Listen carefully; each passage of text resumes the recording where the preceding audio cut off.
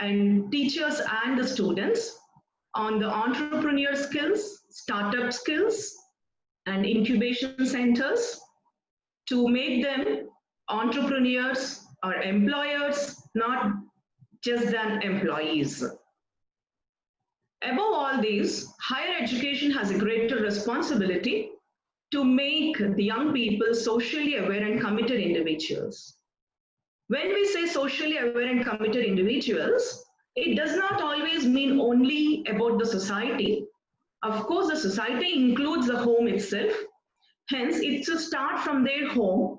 They should start belongingness for themselves to the home, compassionate, passionate with their family, have good relations, then automatically they will become highly socially aware and committed to the society.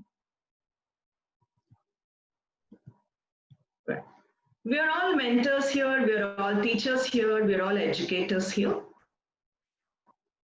Now let us just throw some light on what are our features or roles as a mentor.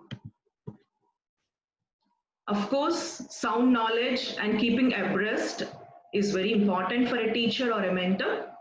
And how we attain that is mainly networking with peers, higher level of bodies, organizations, industrial experts, and participation in various academic events. Academic events mean seminars, conferences, FDPs like this, workshops, colloquiums. So we can be participative in the form of presenting the papers, sharing our knowledge, and taking the knowledge shared by the others. This will definitely keep us abreast in the knowledge. And as a teacher, we should be highly confident. Once we are having good thorough knowledge in our field, in our domain, we will be surely confident. And we'll be very happy and have a soulful attitude. And that will illuminate, that will be shared with our teacher, with our students also. Hence, our happiness will radiate in the classes we are standing in. Next, we should have good pedagogic skills. As my colleague Santoshi has already said, instructional teaching, experiential teaching, interactive teaching. So all these are the pedagogic skills which we should master on. Basically, inclusive teaching, I want to throw some focus. Inclusive teaching is involving all the levels of learners. Our teaching, our testing skills should be able to reach, should cater to the needs of all types of students, all sectors of students. Different economic backgrounds, different education backgrounds, different learning backgrounds, all these will come under this. Now, how we be a mentor? In our college, we adopt a mentoring system wherein we have the class in charge shifts. The class in charge lecturers will act as mentors given with a group of students to them. And we should be able to use the ICT facilities or libraries or labs available in our institution to the optimum level so that our teaching will be of at the best. Now let us look at how to do a best classroom engagement and optimum classroom engagement. The strategies for that. First, let us think that the way to improve outcomes of teaching is to improve the instructional methodology, as said by Michael Barber and Mona Murshid, who are the educators. In college, when the students enter, most of the institutions have a procedure of collecting the student profile. Once we collect the student profile, as a teacher, we should analyze what is the composition of our students. It may be with respect to all the diverse backgrounds, what I discussed already. Hence, keeping that in mind, we should start teaching. The day one itself, when we enter our new set of students, we shouldn't be just jump into the curriculum teaching. First, understand them, give the warmth and comfort to them, and then start the teaching. In the composition, as you're seeing here, the different colors, we have different types of students with us. Some students will be happy with the audio type of learning, that we talk and they learn. Some people want visuals. In that case, we have to do some demonstrative lectures. Some students want kinesthetic learning, that is learning by touching and feeling. Some subjects or most subjects can do this learning also by creating the models, taking it to the classrooms and helping them to have kinesthetic learning. Hence, we should be able to devise the delivery of the content around these technologies or techniques. Now we analyzed the diverse or different types of students. Again, the same set of students may have diverse needs. Some students, they are interested in research. Some students may be interested in the entrepreneurship or have to do some startup things. Some students want to be working in the industry. Hence, keeping all these in mind, we can divide them into groups and start mentoring them towards that. Like all of us have the strengths and weaknesses, we should also identify the strengths and weaknesses of our students with the magnifying looks and eyes in us, in our minds, and help them to improve upon those strengths and work out on those weaknesses to make them as the strengths. Keeping all this, we should facilitate them and guide them to the right direction, at least to that level. A direction does not mean a lifetime direction. At least at their level, student level, we can facilitate them, guide them, motivate them towards their objective. And one important thing, most of us may be ignoring in our daily life busy schedules of teaching, like giving the feedback to the students and also taking feedback from the students. When, as a teacher, we can take a feedback from the student, a very informal, a very small level of feedback, but to know the pulse of the students about our teaching and how they are taking our deliveries, the content of the deliveries. We can take a feedback, maybe at the end of every unit we taught, or some critical topics we have taught them. And our way of teaching is, are we reaching them or not? This will help us to reach that particular set of students. As we know that students are not the same. If my students are happy with me this semester, next semester students may not be very comfortable. Hence, I would like to know and I should know how they are taking me, the next new set of students. And we should also give their feedback repeatedly and periodically, and in a very smooth, positive manner, not in an offending. And how we are in the class, our personality should enthuse them and encourage them. And we can try to motivate them, we can give them insights about the subject to enthuse them. It all depends on our interaction levels with the students and the subject, how we are delivering it, how we are relating it practically to the world. And obviously, we should make them adept with the skills and techniques. We should improve their expertise and we should make them adaptable, because once they move out of the institutions, they may be entering again new places like the workplaces or new educational institutions or new phases of life. So not just professional, even personal lives, new phases. Because they're all adults who are joining us. So after their graduation, they enter different phases of life.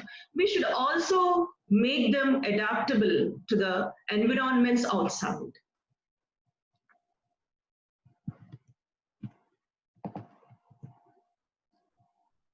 Yeah. Now, how should we identify the composition of learners and all? We should be able to, at the beginning stage, we can give some testing mechanism, we can devise a mechanism where we can identify the advanced learners or fast learners or who have good interest or aptitude towards a subject they are entering into, and who are not really that good in the entry skills. By taking the small test, we can identify and divide them into advanced learners and slow learners. And this division is mainly for our understanding, not to expose to the students in a very direct manner. With this in mind, we should start our curriculum teaching, enter into the classrooms, and now what we should do once identifying these learners, types of learners.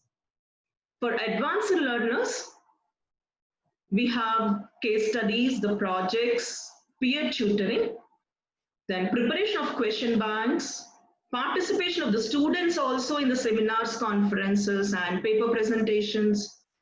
And we have a culture of starting student clubs. Many of the departments in our college, we have student level clubs related more academically to that particular discipline and in general also. So these advanced learners can become the heads of those clubs. We can identify them, we can form a cabinet, and we can give them positions. And they will carry out activities at the department level. This gives them visibility, this gives them the encouragement, this gives them a sense of satisfaction.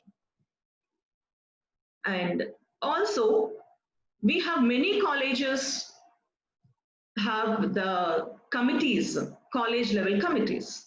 Most of the committees are student involved. Hence, we can take these advanced learners as members of the college level committees, registering and participating in the professional bodies and organizations. Like, just to say, I'm a vice president for the Society for Development of Statistics. It takes the student members also.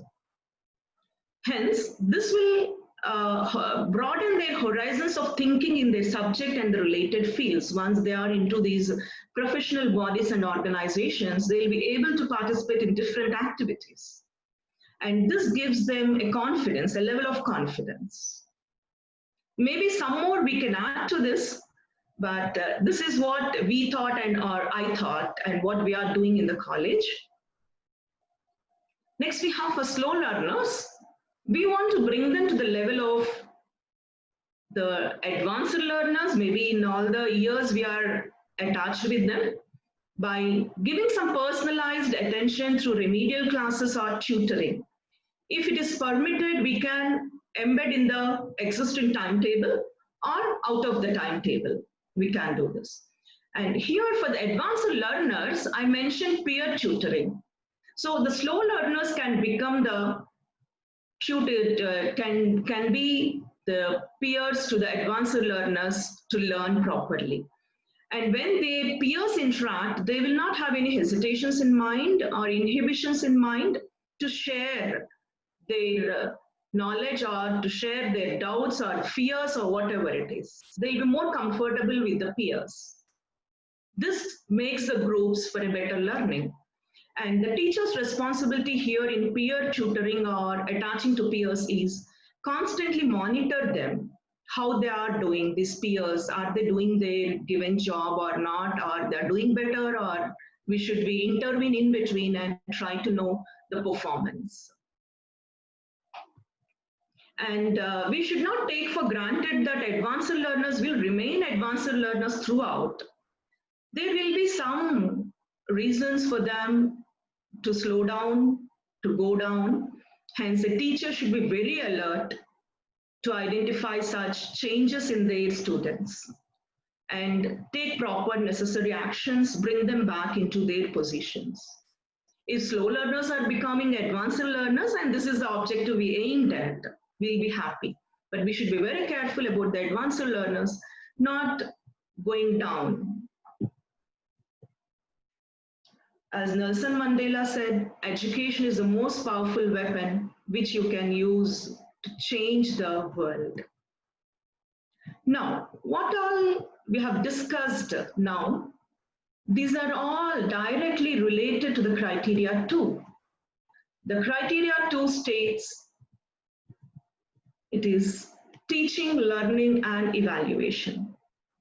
This criteria has the highest weightage in the NAAC process, 300 marks out of 1,000 for autonomous and 350 marks for affiliated colleges.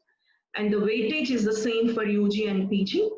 And the structure of questions, the information asked is almost the same. Hence, what all I'm discussing here is in line with the UG and PG, and except for few changes, there is nothing much different between autonomous and affiliated. Yeah, just having a quick glance, teaching, learning and evaluation key indicators. 2.1, student enrollment and profile, and 40-20, like these are the division of the marks which we can easily obtain from the NAAC website.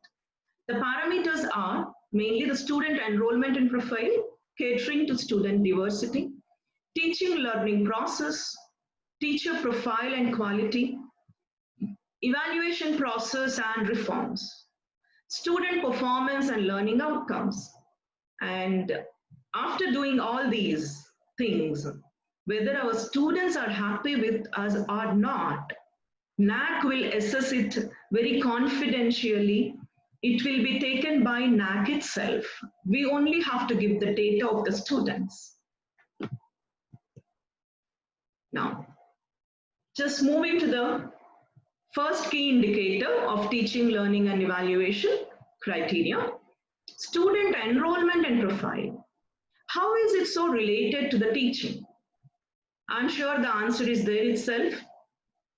If an institution is having a proper or optimum admissions, it implies, it reflects all in place in that institution, right?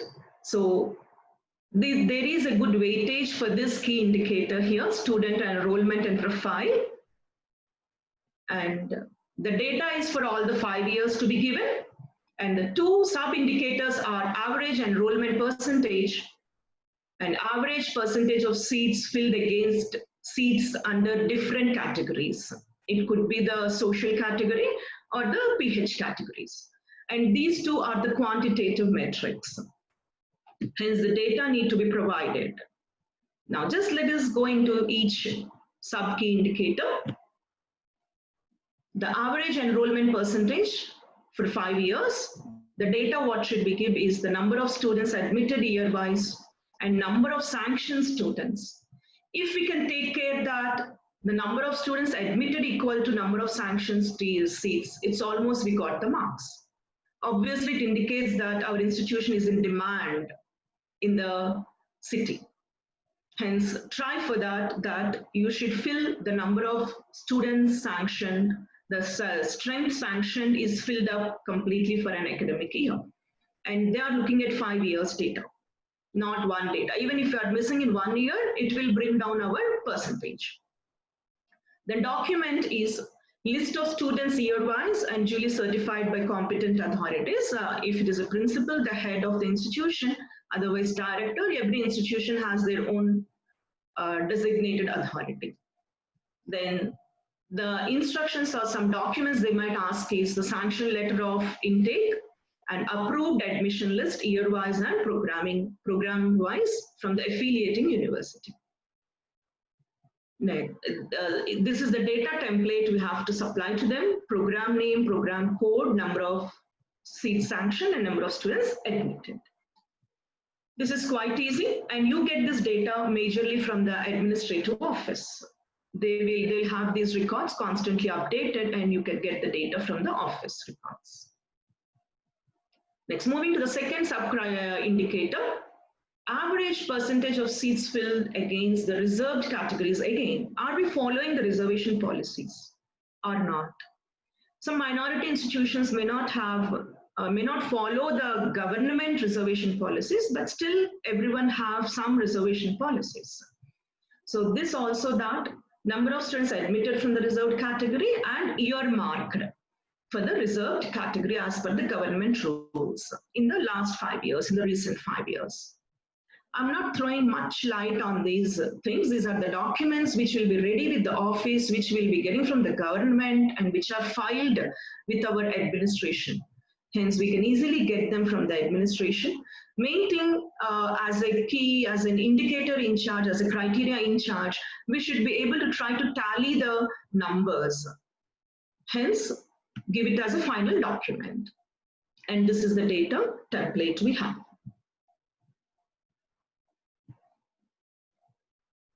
In the key indicator 2.1 was totally a QNM, a quantitative metric.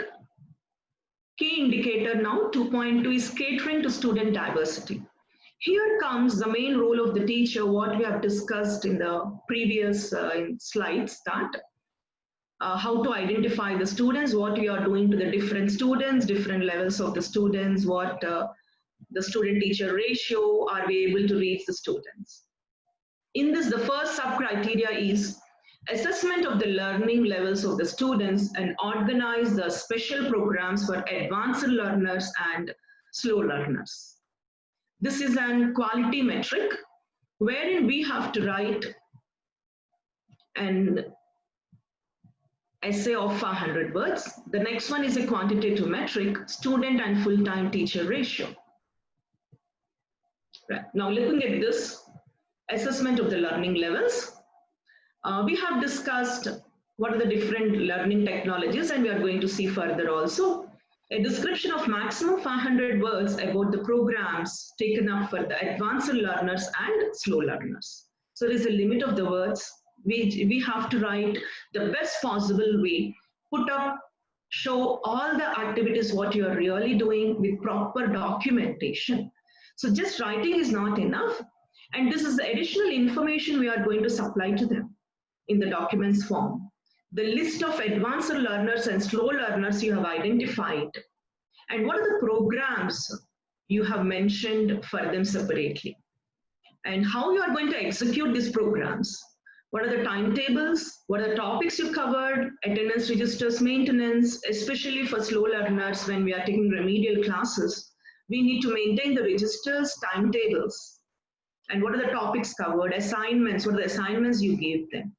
And details of assessing the students' performance. After these programs, how did they progress? How did they improve? We have to write that. And some photos, that is the geotagged photos, wherever applicable. And reports duly signed. At the department level, head of the department should sign all these reports, even the attendance registers, the timetables, the topics covered by the members of the department under the slow learners, advanced learners program has to be signed by the head of the department with the appropriate dates. And if possible, it can be recorded in minutes of the meetings with the principals, deans, or related authorities. That is, in our academic plans and all, we generally put across that we are doing this for this advanced learners, slow learners and all. So make an indication in those meetings and record it in the minutes of the meetings and again to be signed. The most important part of the NAAC documentation is whatever document you are keeping as a support should be authorized or signed by the authorities. Student full-time teacher ratio, this is totally a quantitative metric. It is total number of students enrolled in the institution to the number of full-time teachers. Here in the criteria or in the NAAC, they are considering majorly the full-time teachers. So what is the definition of full-time teachers is a teacher has some regular workload. If that teacher is taking at least 90% of the workload specified, 90% of the workload specified is considered as a full-time teacher. Hence, we should give only that count of teachers. And this number of teachers figure is used in many places in criteria too. So we should be very careful in calculating and seeing the compatibility and consistency of the number of teachers and students. After making this, we have to upload this teachers list with the details of the PAN and Aadhaar details. These are the basic details where every individual is to be given any place. Next, coming to key indicator 2.3, teaching learning process. Again, here teacher plays a major role. If you are just keeping an eye on the sub-indicators of teaching, learning and evaluation, it is all the teacher playing role in giving that metrics or the methodologies involved. Hence, teachers should be very alert, very effective, very eminent, and very efficient in the institution. Right. Teaching learning process. These are the 3 metrics we have for this. In the 3 metrics, 2 are qualitative metrics and 1 is a quantitative metrics. Right. The first qualitative metric, student-centric methods such as experiential learning, participative learning, and problem-solving methodologies are used for enhancing the learning experiences. These days, all of us are talking about these different types of learnings. And again, it's a description of maximum 5 words. Experiential learning, maybe it is like field trips, going to related to their subjects, different subjects, learning how the subject is applied there, used in real life applications, real-time applications, and understanding and getting a interest as a passion for subject. Participatory learning is mostly our practicals, what we conduct to most of the subjects. Even languages also have the language labs. They can also conduct some practicals. Even humanities also can look for the participatory learning through field trips or field projects and relate their subjects, their learning. And problem-based learning happens in the classroom also. Integration of ICT obviously is the talk of the today. And today we are in the world of ICT, especially since 4 months, and how effectively we are using it. And it has another point, we shall discuss that.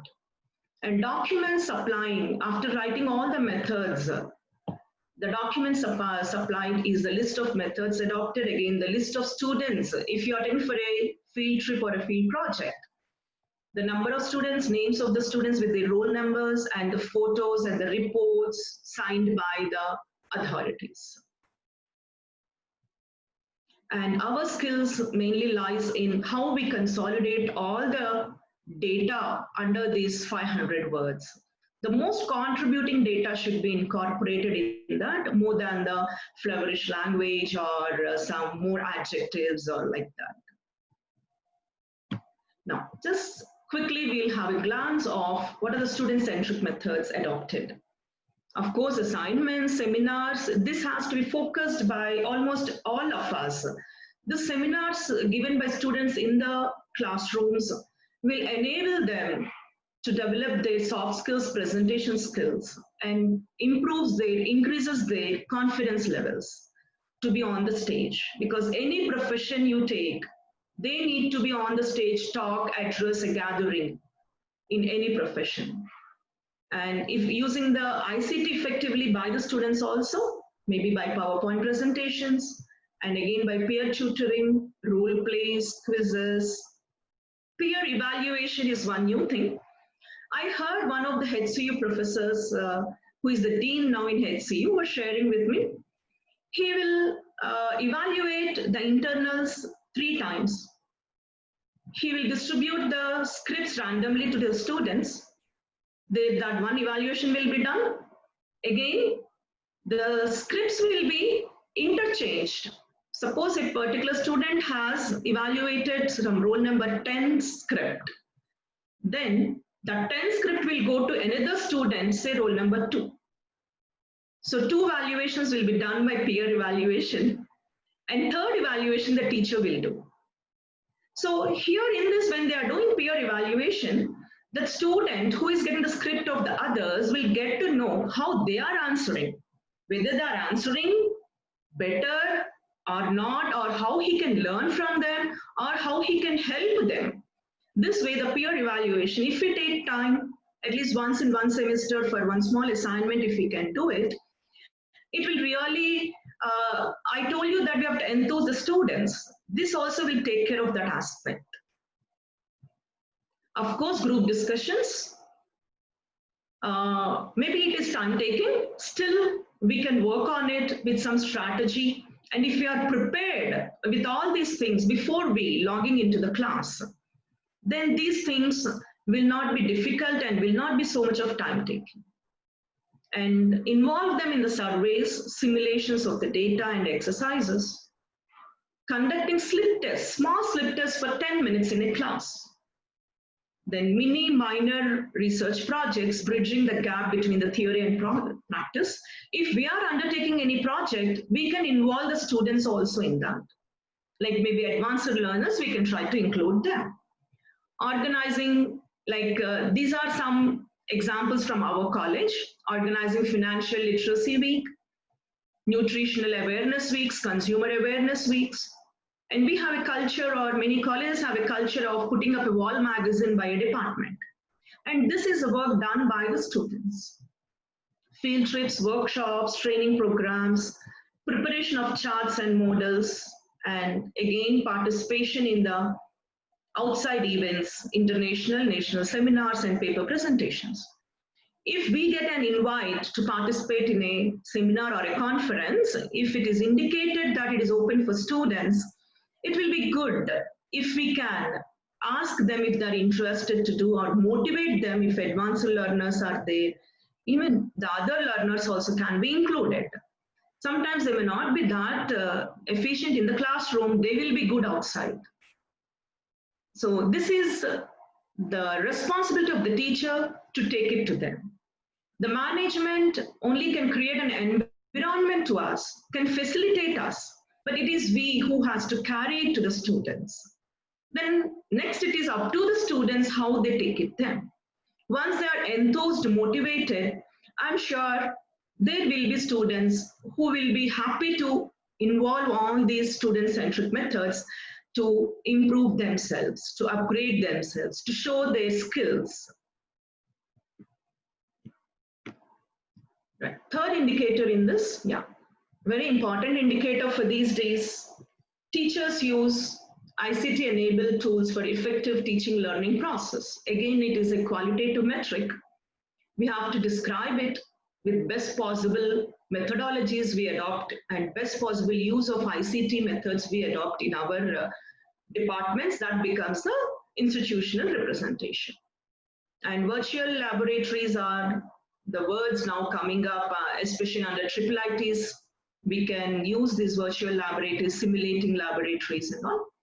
And there is a way to do the records not by writing on the papers. They may submit the e-records. We can give them the e-manuals and e-casting, digital herbarium. Of course, digital libraries are there in place now, and YouTube videos. Faculty can create some small video capsules, that is with minimum time possible for smallest topics, computer-assisted learning. And especially when we have some Divyanjan, like visually disabled, so we can have some computer-assisted learning from them, especially in particular, but all of us can use it. Extensive use of audio-visual aids, develop the departmental blogs and websites, and effective use of Google Classrooms is really fun these days, and we are getting enriched. And using MOOCs, the massive online open course structures systems. Online assignments, instead of submitting them in the papers all the time, we can ask them to submit the online assignments. It is for the teacher to take time to get equipped to learn these skills and use them effectively in the classroom teaching. Coming to these MOOCs, India is now really advancing in the online teaching learning process. We have Swayam NPTEL, and we have this TV channels also. We have Shodh Ganga, libraries we have online. All these to be explored thoroughly by teacher first and then take it to the students. And of course, the documents again the same. All these properly should be documented and give the support to this description of 500 words what you are writing.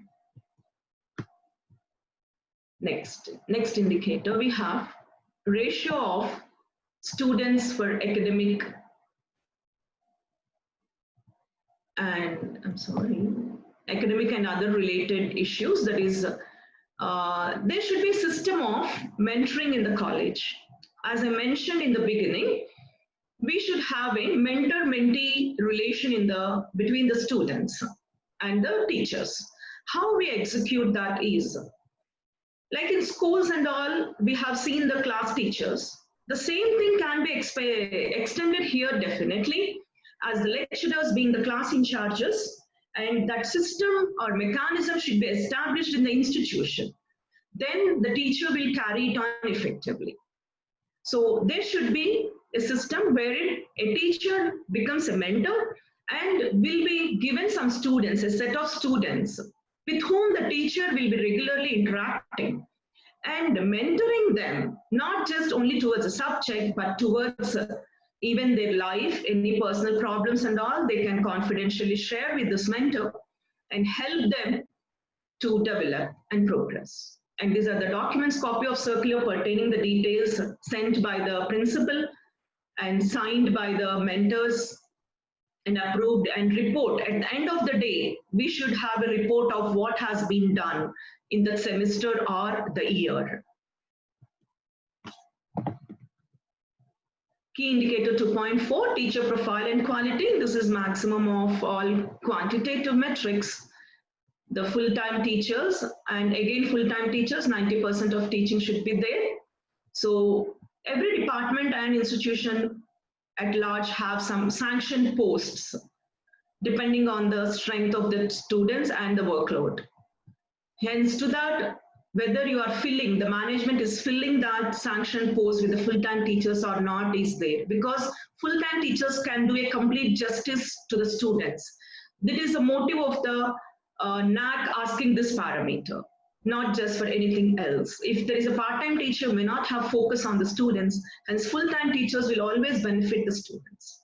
So if we have this completely filled full-time teachers to the number of sanctioned posts, we are assured of scoring marks in this.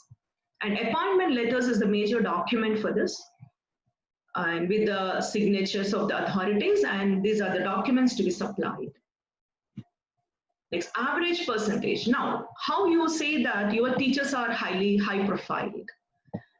Basically for educators, the PhD is an indication of they have done some good amount of research into their subject. This carries again weightage in the teacher profile. A number of full-time teachers with PhDs and some any extra special qualifications are to be listed in this for data again for 5 years, and their doctorate degrees should be scanned and uploaded as a document. And this also ratio will be taken for number of full-time teachers, how many number of full-time teachers with these special qualifications or added qualifications are there. So management has to encourage or has to motivate the faculty to go for the PhDs who haven't done till now, to improve their efficiency in the teaching levels and also to improve the scores. Next comes, how experienced are your teachers? So what is the average experience of the teacher? For every year we have to compute, and majorly they are looking at the experience of the teacher in the institution. So with the appointment letters given by the management, the experience should be counted from that date, and that is a document for the verification. And we have a data table for this also.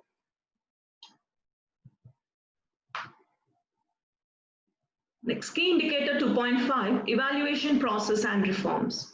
After teaching efficiently, we have to evaluate the student, and what is the process we are going through with that. It is a mechanism of internal, is it transparent, robust in terms of frequency and mode.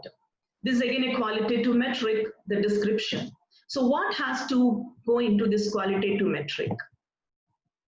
Issues related to the assessment of evaluation process. What are the reforms, innovative evaluation process, examination system to test the POs and COs. When the question paper is designed or devised, we should be doing it very carefully that the course outcomes, what we have mentioned for every course, are we testing on that? Hence, the outcome will be measured as the course outcomes, attainment of course outcomes. Hence, we can relate. We should be able to relate our question paper tested to the course outcomes attained by the student. Hence, we have to keep in mind what are our course outcomes in the examination system when we are designing the question paper. Next, what is the transparency? Are we uploading all the timetables? Are we showing it to the students properly in the websites? Are we displaying these? And are we in regularity in conduct of code of the examinations? Especially autonomous colleges need to be more careful in this. If it is an affiliated institution, they will definitely go through the almanac of the universities, and they will fall in the place. But you may get a doubt if an affiliated teacher, college teacher is there, how to segregate us, how to show us differently in this teaching, learning, evaluation process. In this evaluation process, though you have the system under the affiliated university, still you can devise your internal mechanism, some separate system to assess the students more regularly and more frequently, and how transparent it is and how you are regular in that, above the affiliated system. That helps you to move in different direction and in an efficient direction.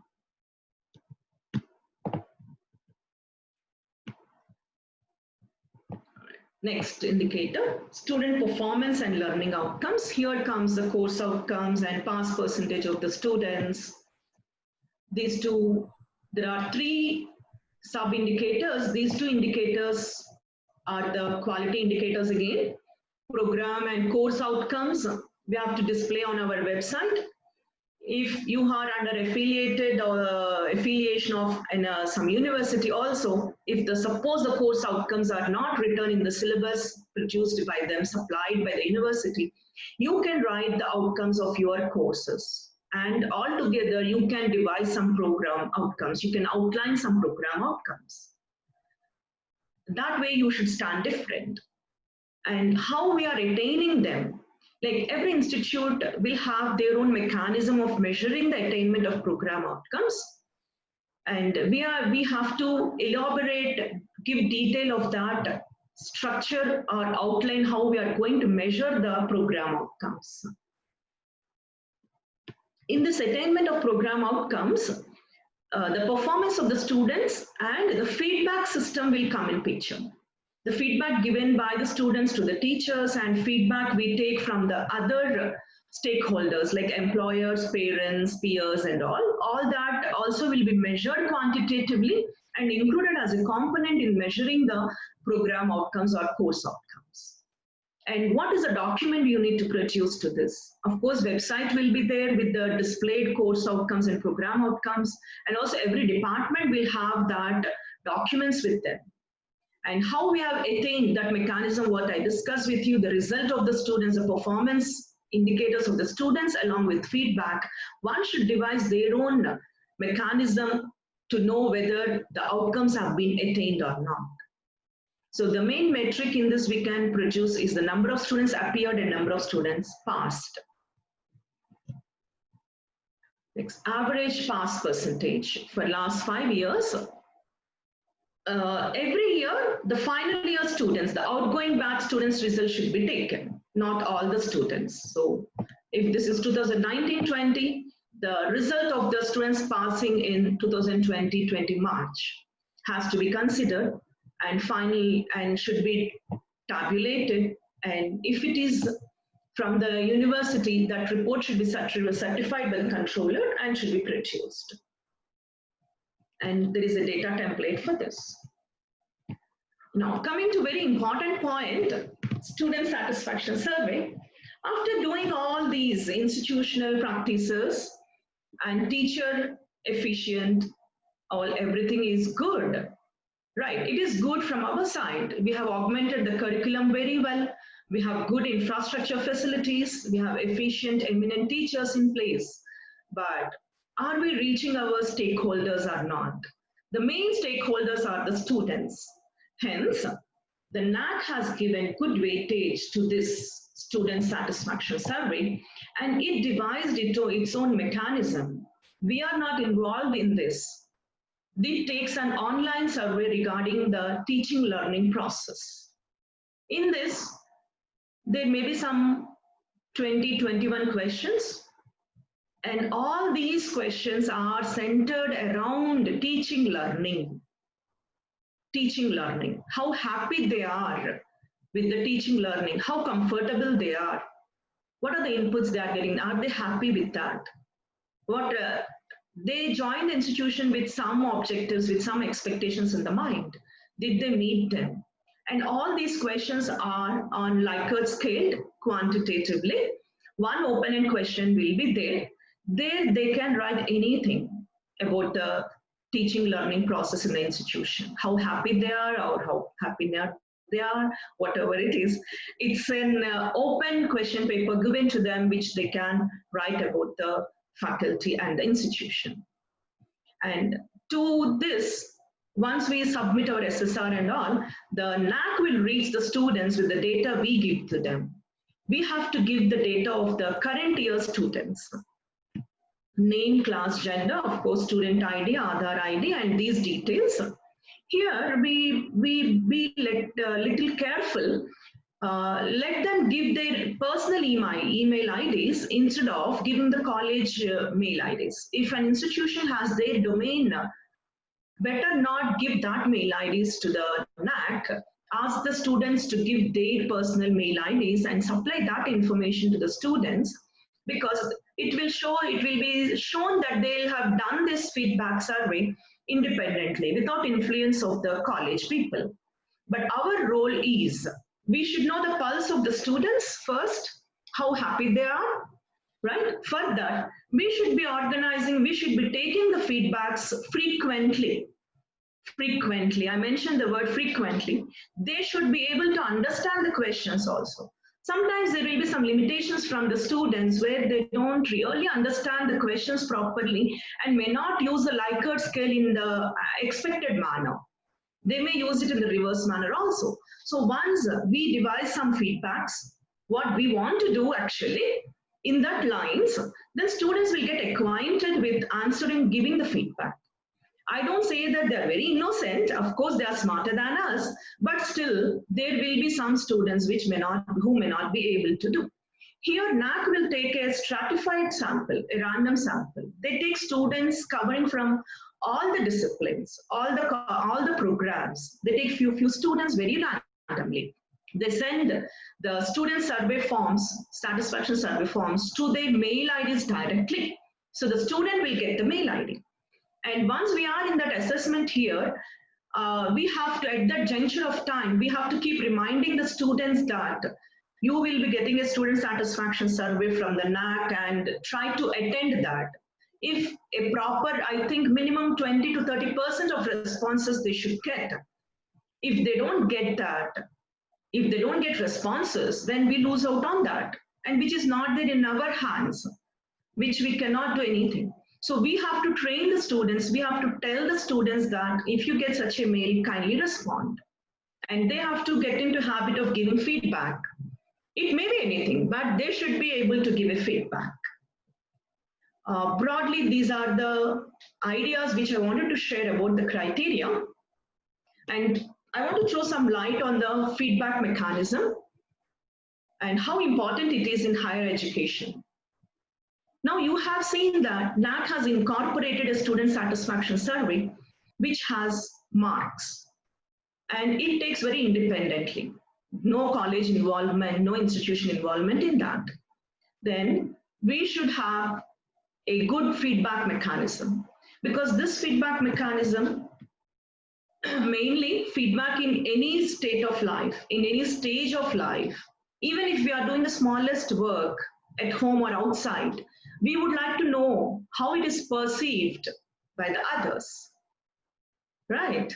So hiring as an HEIs, we are the facilitators to mentor, nourish, groom, and shape an adult. Hence, we need to know how we are doing it. So feedback is a communication to know the effectiveness.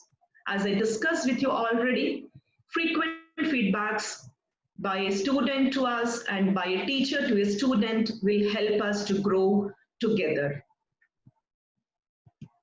Look up for a constructive criticism from various stakeholders. When we say feedback, Most of us are sometimes hesitant, taken back of the criticism. Okay, fine, let it be there, but that gives us a scope for improvement to become better. So look up for a constructive criticism from different stakeholders. Let us come to the stakeholders later. Now, feedback loop, of course, is very important to have a growth mindset. It eliminates complacency. At times, in the due course of life or time, we become complacent. Okay, fine, I'm comfortable. What is there to improve? Am I really strong or not? These things does not come to us. But we should not become complacent. If we become complacent, definitely we cannot be good mentors. We need to be good mentors and we cannot be complacent. Builds credibility and loyalty. Once you ask a feedback from a parent will be very happy. The parent thinks that yes, this institution is credible, is loyal, and they will become more loyal. If they have next children, they will join definitely with us if they are happy with us, if their suggestions are taken by us in a constructive manner. Because no one is perfect in this world. Even A++ grader also may have some stages of improvement. A feedback worked promptly, just to recollect one interesting thing, a stitch in time that can save 9. Just quickly, skipping these slides. Now, look into the stakeholders in system of higher education institutions. We take feedback from the internal stakeholders also, the faculty, the management will take faculty, administrative staff and management, external stakeholders, the students, employers, parents, alumni and peers. As I told you, in the attainment of course outcomes and program outcomes, we include the feedback quantitatively. Generally 20% is adopted by some institutions. You can devise a mechanism, maybe 70-30%. Now just have a look at the feedback mechanism at St. Anne's. We have very strong feedback mechanism set up. Even before the NAAC also, we used to take feedbacks and we named it beautifully as Sapphire. St. Anne's focus on impressions and reflections. And corresponding to external stakeholders, coming to the students, we take the entry level feedback and exit level. Entry level is when they enter the college in the first year, in the beginning, after a month after the admission. And exit level, when they are leaving the institution, how happy they are, how satisfied they are, and what are the suggestions for us to improve upon, to focus on. And student overall evaluation of the program on curriculum, teaching, and evaluation. Yesterday, Dr. Radha spoke about the curriculum augmentation and all, and feedback will be taken. So through these forms, that is taken care of, that feedback in the curriculum. And student feedback on administration, teacher evaluation by students, examination branch also will take the feedback from different stakeholders, students, external examiners, university representatives. Apart from these two student level feedbacks, we have this employer speak. We can reach the employers of our students, give them the feedback forms. And of course, parents, they are with us all the time. And alumni, yes, good alumni connections will help us to improve a lot. And peer speak is the colleagues of us in other institutions at university levels or institute levels or industry levels and all, we can take the peer speak and consolidate this. After all this is being done, yeah, this is the internal feedback system. Main important thing is we have to analyze it, make a report of it, and reflect on the report. Are we doing any actions necessary, suggested, what is required by a student, by a parent, what are they looking for from us? And I just give you some ideas what we have done, some practices. We have incorporated under autonomy, finishing school module for effective communication. This is after getting a feedback from the employers of our students and also from academic council. And career-oriented courses, interdisciplinary courses with wide range options and as suggested by industry experts. Maybe these are the employers and of course alumni and the academic councils and the governing bodies. Affiliated institutions may not think that we do not have all these things and all, but every institution will have some governing body some advisory boards, they can seek their feedbacks and incorporate in them if you feel required. So we have some courses introduced in our curriculum like art programming, Python programming, medical coding, and many other courses, just naming few. And introduced online feedback system as parents suggested. Even before the NAC asked us to do, we have introduced the online feedback system.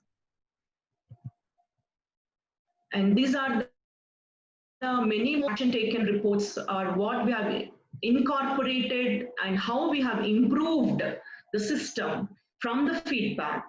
Hence, I just wanted to share with you that how feedback helps us positively if we have an open mind.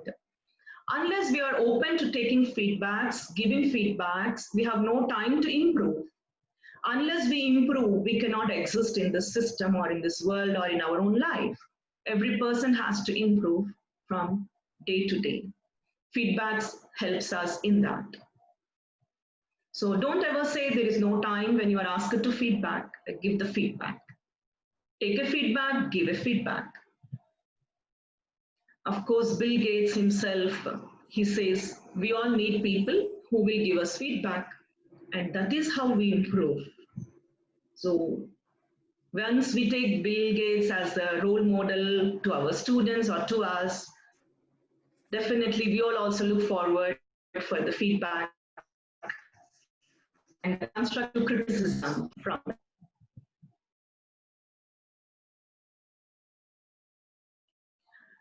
I thank you all for the participant or audience to respond or reflect. I thank my management for giving me this opportunity. Thank you, ma'am. I invite Ms. Indra Priyadarshini, IQAC member, to proceed with queries from the participants. Over to Indra. Thank you, Mrs. Santoshi. Now we'll move on to the question and answer session. We have the first question. What is approved mentor list of higher education institution? This question is with respect to the students. This is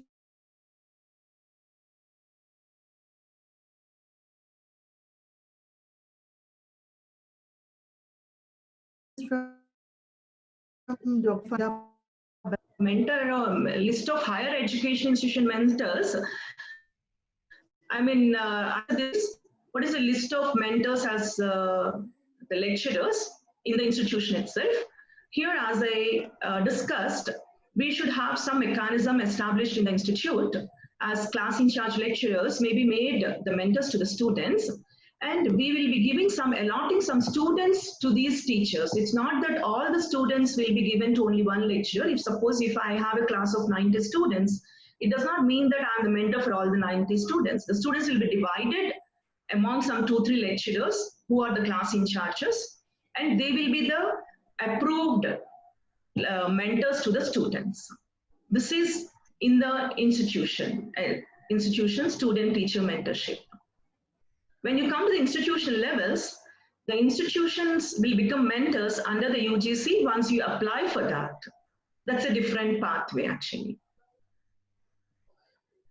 Thank you. We have the other question from Dr. T. Akiraju. Under 2.2.1 assessment of learning, you said list of programs identified for advanced learners.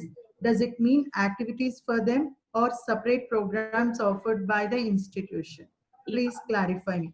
Yes, sir. It means mainly the activities we undertake for them. If you are an autonomous institution, like you can launch some advanced learner programs. We have done that. Even that also we include into that. They get some extra credit and some different projects we offer to them, which they have to work out of the college timetable and they get credits. That is one advanced learner program. But otherwise also, it is the activities what you have chalked out to the advanced learners, make a mention of it. Yeah, ma'am. Other question, ma'am. Are there any chances that NAC committee has more than 5 years data? The question is from K. Naveen Kumar. No, the assessment years, 5 years, the latest 5 years data will be asked. And maybe my team leader, Dr. Smita Asthana, also may respond to this. Yeah, thank you, Shrikala. The data, quantitative data is exactly for 5-year period, but there are certain qualitative points where you build up the strengths of the institution. So if you want to project a particular image, you must have a corresponding document. So whatever you think is your focus, is your mission, is the institutional vision, you must have data from the time of inception. Since it is not quantitative data, it is qualitative data. So by way of annual reports, by way of governing body meetings, that this is something which was started new, which is good for students. These kind of data, you can have it and you can show it to the peer team in support of any innovation or anything that you have done. But as far as the quantitative data is concerned, it is strictly for 5 years. Thank you, Shrikala. Thank you, ma'am. We have another question from Balasubramanian. What will be the ideal staff-student ratio? And the 2 persons asked regarding this, like mentor and mentee ratio and student and staff ratio. Mentor and mentee ratio generally 1:40 is acceptable ratio.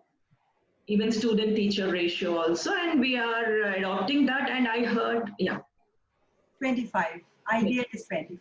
Ideal is 25, but still 1:40 or 35 is also accepted. Yes. Another question from Dr. C.L. Chenna Reddy. What are the key indicators to get good NAAC accreditation for educational institutions? When you come to these key indicators, there are the data or information they gather is divided into different criteria, different aspects. So if you are on fast track that in 1 year, 2 years you want to go, so you have to identify some areas where you are behind and which you can improve quickly in short span of time. So maybe you need to identify pertaining to your institute. And when it comes to my criteria, teaching, learning, in evaluation, don't mind, I'm just owning it as my criteria, okay? In that, the points like the ICT-enabled teaching, and what are the remedial measures, or how you are identifying the different learners and what are the strategies you are using for that, and your paper publications can be improved upon to score again in the research criteria, and some small infrastructural facilities can be improved upon. So some areas you have to identify where you can improve upon, maybe instantly, but on a long run, all the points need to be focused. There will be very few points which you may not be able to improve, but most of the points. Now it's over to Dr. Smita. Yeah, I would just like to say that since we are a little beyond time, we can take all these questions after the sessions are over. If you want to stay back, we can discuss at that time. Otherwise, we can always email it. Very quickly, I can give one word answer to some questions. The bridge classes are conducted at the commencement of the first year students, filling in the gap between what they have learned at the 12th standard and at the degree classes. You have to prepare a small course content, maybe up to 4 to 5 classes, and what will be taught in class. Mr. Chandrasekhar asked about the grading system in the evaluation process. Autonomous colleges can have their own grading system. There will be university members which will approve whatever pattern that you are following. And there is one more question about remedial coaching. Remedial coaching is a very challenging task. We have to make a list of students based on their performance in previous exam, on current exam, prepare a timetable, teach them in a different manner, in more focused manner, sometimes in their vernacular languages. And then we have to do a feedback and a review that how remedial coaching had been helpful. I think other things we will take later. Yes. Thank you, Shrikala. Thank you, Santoshi. Thank you, ma'am. Thank you, Shrikala ma'am and Smita ma'am. Now over to Mrs. Santoshi.